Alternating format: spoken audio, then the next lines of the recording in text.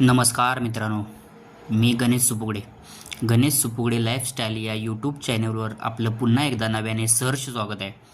आज मी तुम्हाला सांगणार आहे ट्यूबचा वॉल कसा चेंज करायचा. हे बघा, पहिल्यांदा आपण ट्यूब घ्यायची, त्याचा वॉल कापून घ्यायचा, मग ग्राइंडरच्या साहाय्याने ट्यूब पूर्णपणे घासून घ्यायची, खडबडीत करून घ्यायची, जेणेकरून वॉल तिथे चिकटला पाहिजे. हळूहळू घासायची जेणेकरून ट्यूब फाटली नाही पाहिजे. अशा पद्धतीने ट्यूब घासून घ्यायची. परत कांसीच्या साहाय्याने ट्यूब हळूहळू रप खडबडीत झाली पाहिजे. अशा पद्धतीने हळूहळू ट्यूब घासून घ्यायची.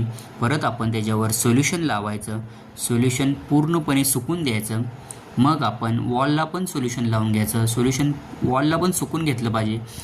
परत आपण भाजायचा रबर असतो तो या पद्धतीने तुम्ही वॉलला लावून घ्या. हळूहळू गोल लावून घ्या. पूर्ण झाल्यानंतर मग तो रबर कट करून घ्या. कट केल्यानंतर तो रबर होल आहे तो मॅच करून घ्या, जेणेकरून हवा आतमध्ये जाईल. अशा पद्धतीने मॅच करून घ्या. प्रेस करून घ्या दोन्ही साईडनं. मग नंतर साईडनं पण भाजायचा रबर थोडा लांबून लावून घ्या. कम्प्लिटली प्रोसेस झाल्यानंतर भाजायची मशीन चालू करा. मग आपण ट्यूब त्यावर सेट करून व्यवस्थित सेंटरला घेऊन भाजायची मशीन चालू करून टाईट करून घ्या.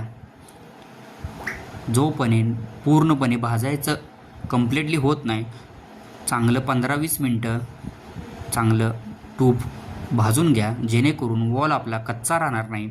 वॉल भाजल्यानंतर आपण काढून चेक करूया.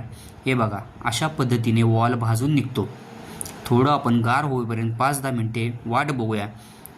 थोडं गार झाल्यानंतर मग आपण शॅम्पूचं पाणी किंवा हे पाणी लावून चेक करून घेऊया. हवा मारायची ट्यूबात. हे बघा, एकदम नवीन वॉल घातल्यासारखा वाटतो. लिकेज वॉल होत नाही. हे बघा, मी असेच नवनवीन व्हिडिओ पाहण्यासाठी चॅनलला सबस्क्राईब करा.